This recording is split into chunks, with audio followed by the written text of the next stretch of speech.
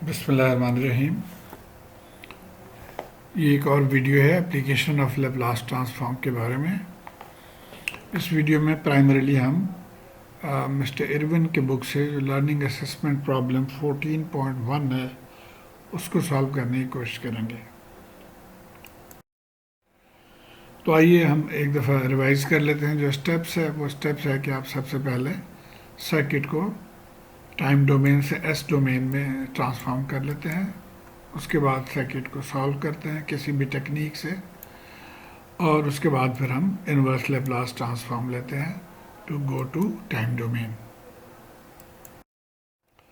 अब सवाल ये है कि इसमें हमने करंट मालूम करना है इस ब्रांच में यूजिंग दी नोड इक्वेशंस।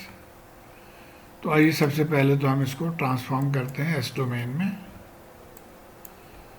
और एस डोमेन में ट्रांसफॉर्म करने के लिए ये चंद एक चीज़ें हमने करनी है। जैसे कैपेसिटर है, आपको पता है कि एस डोमेन में ज़ीरो इनिशियल कंडीशन में कैपेसिटर को हम 1/SC के फॉर्म में लिखते हैं। यहाँ चूँकि C 1 फैरड है तो 1 फैरड यहाँ डाल देंगे तो 1/S आ जाएगा। इसी तरह 2UT को हम 1/S लिखते हैं तो 2UT 2/S हो जाएगा एस डोमेन में। 12UT 12/S हो जाएगा। और इंडक्टर को हम SL लिखते हैं, यहाँ पे L चूँकि 1 हेनरी है तो 1 यहाँ पे डालेंगे तो ये S के बराबर होगा। तो अब ये तमाम वैल्यूज़ हम डाल के सर्किट को S डोमेन में ले जाते हैं। तो ये देखिए हमने कैपेसिटर की जगह ये वैल्यू लिख लिया, सोर्स की जगह पे 2/S लिख लिया, या वोल्टेज सोर्स की जगह पे 12/S लिख लिया, और इंडक्टर की जगह पे S लिख लिया, और करंट को भी हमने S डोमेन में कर लिया। इस करंट को मालूम करने के लिए हमें यहाँ की वोल्टेज चाहिए। इस सर्किट को अगर आप गौर से देखें तो ये एक voltage source between two nodes है। तो इसका मतलब ये है कि ये देखिए बिटवीन टू नोड्स है, तो इसको कहते हैं सुपर नोड। अगर आपको याद नहीं है कि सुपर नोड क्या है और कैसे इसको सॉल्व करते हैं तो बराए मेहरबानी मेरे प्रीवियस वीडियोस को आप ज़रूर देख लीजिए। तो सुपर नोड को हम एक्चुअली इस तरह से अब लिखेंगे। इसको हम एक दायरा बना लेते हैं। हम ये कहते हैं कि एक ही नोड है, और बाकी जो अननोन्स दिए हैं उनको हम अपनी तरफ से यहाँ पे जैसे वोल्टेज हम कहते हैं इस टर्मिनल पे वोल्टेज V1 है, यहाँ पर वोल्टेज V2 है। ये करंट तो दिया हुआ है ऊपर की तरफ, बाकियों के करंट डायरेक्शन हम अपने तरफ से करंट नेम अपने तरफ से लिख लेते हैं, और डायरेक्शन जाहिर है सोर्स से ग्राउंड की तरफ सारे डायरेक्शंस होंगे, तो वो डायरेक्शंस हमने अपने तरफ से डाल लिए। अब यहाँ पे हम बाई KCL लिखेंगे, current entering is equal to current leaving. तो ये देखिए I2 एंटरिंग है तो हमने I2 यहाँ पे लिख लिया, और बाकी तीनों लीविंग है, यानी I1 लीविंग है, I3 लीविंग है, और I0 लीविंग है। तो इन तीनों को हमने यहाँ पे लिख लिया। अब इनको इन टर्म्स ऑफ वोल्टेज हम लिखेंगे। तो आइए सबसे पहले देखते हैं I2 जो है वो ये गिवन है सोर्स 2/S, तो ये यही रहेगा 2/S ही रहेगा। उसके बाद हम आ जाते हैं I1 पे। ये I1 इसमें करंट V1 से ग्राउंड की तरफ है, तो V1 डिवाइडेड बाई 1/S जो भी इम्पीडेंस है उसे हम डिवाइड कर देंगे, तो 1/S से डिवाइड किया। I3 पे आ जाते हैं, V2 डिवाइडेड बाई S हो जाएगा, V2 divided by the impedance S। और इसी तरह यहाँ पे I0 जो है वो V2 divided by 2 ohm resistance, तो 2 से डिवाइड कर देंगे। तो ये इन टर्म्स ऑफ वोल्टेज हो गया। अब इसको हम मैनिपुलेट करेंगे, सॉल्व करेंगे, अब आसान बना लेंगे। तो आई होप आप इसको फॉलो करेंगे। अगर मुश्किल हो तो वीडियो को रोक के इसको स्टेप बाय स्टेप देखिए। तो ये हमारा फाइनल इक्वेशन इस शेप में आ गया। तो ये इक्वेशन नंबर 1 आ गया।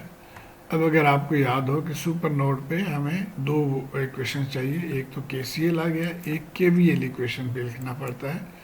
तो अब हम यहाँ पे KVL इक्वेशन लिखेंगे इस लूप के अंदर। तो यहाँ वोल्टेज V1 है, उसके बाद ये वोल्टेज है और ये V2 है।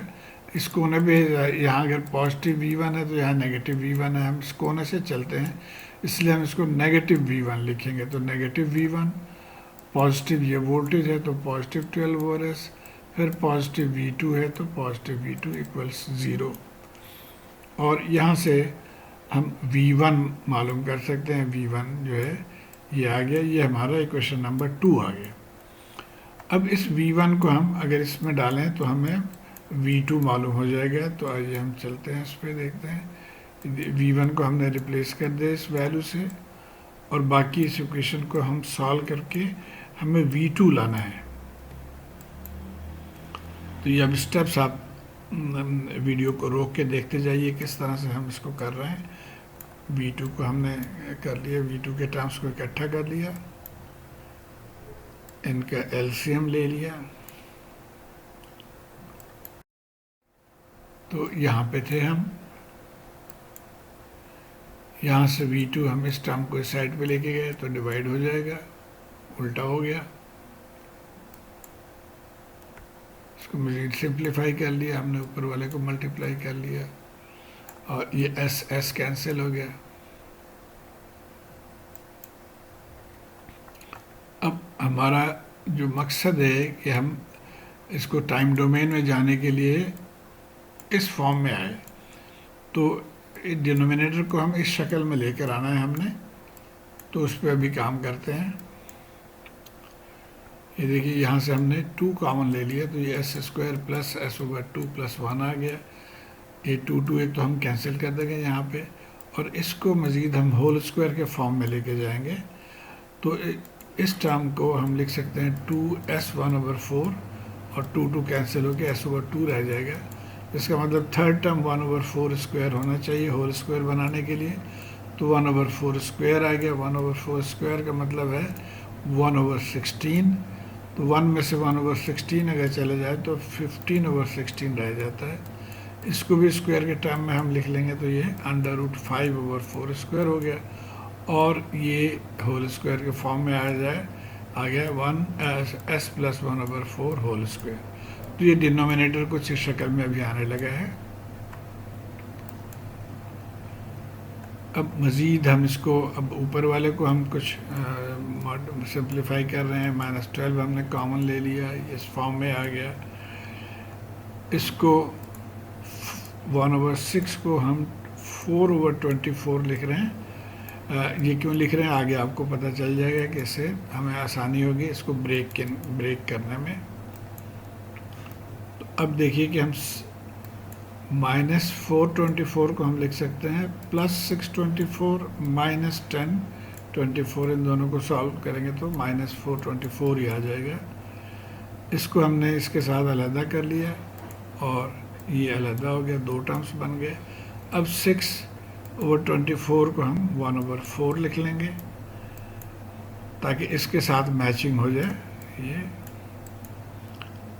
अब इसको हम 2 हिस्से में कर लेते हैं। ये पहला हिस्सा आ गया इस फॉर्म में, और दूसरा हिस्सा ये 12 मल्टीप्लाइड बाई 10/24 से 5 आ गया, और प्लस साइन हो गया।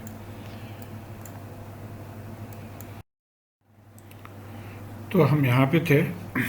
अब आइए हम दोबारा देखते हैं अपने जो फार्मूला गिवन है। ये पहला हिस्सा तो मैच कर गया cos ओमेगा t वाले फार्मूले के साथ। अगर आप देखें s + a ऊपर है, s + a होल स्क्वायर यहाँ पे है, यहाँ s + 1/4 है, s + 1/4 होल स्क्वायर। तो ये मैच कर गया। ये अभी मैच नहीं किया, हमें यहाँ पे ओमेगा चाहिए, ओमेगा स्क्वायर है, तो ये हमारा ओमेगा है। तो यहाँ पे हम √15/4 हमने लाना है।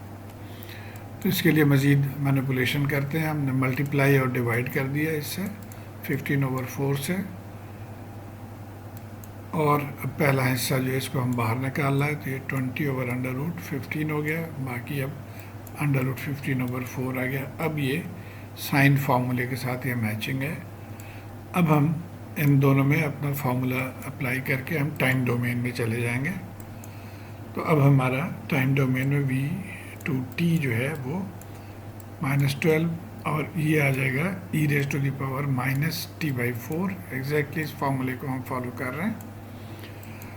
cos √15/4t प्लस 12/√15 e⁻⁻t/4 और साइन √15/4t। तो ये v2t आ गया। इसमें हम ये कॉमन ले लिया हमने 12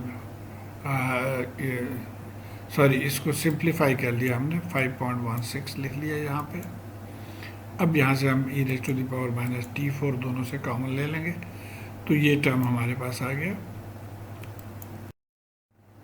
अब इसको हमने मज़ीद सिंप्लीफाई करके एक टर्म बनाना है जो कि आंसर बुक में दिया हुआ है। वैसे तो यहाँ तक आंसर हमारा ये सही है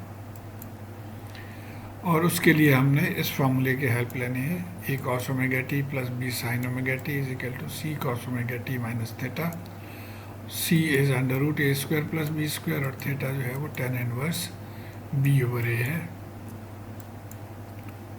तो अब उस फार्मूले की मदद से हमें c यहाँ से हमने मालूम कर लिया 13.6, ये -12 ये है और 5.16 तो 13.6 आ गया। और थीटा जो है वो tan इनवर्स 5/15 डिवाइडेड बाई 12 से आप करेंगे। ये गलती से 15 आ गया, एक्चुअली 5.16 होना चाहिए। बहरहाल आपका आंसर में फ़र्क नहीं पड़ेगा। तो ये अगर आप कैलकुलेटर की मदद से इसको सॉल्व करेंगे तो ये -23.3 के करीब आंसर आएगा।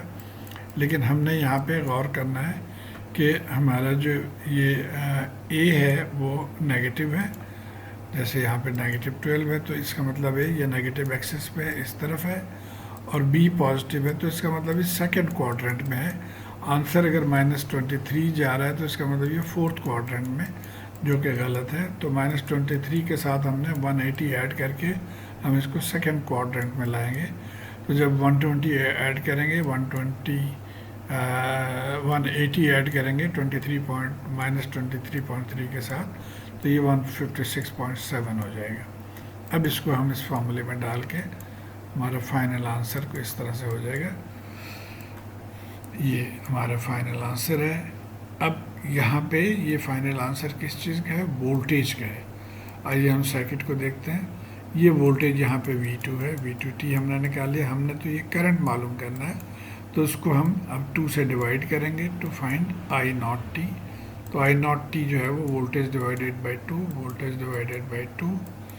तो ये हमारा फाइनल आंसर आ जाएगा। इसको डिवाइड करेंगे तो 6.53 e⁻⁻t/4 और ये कॉस के टर्म्स, और यही आंसर बुक में गिवन है।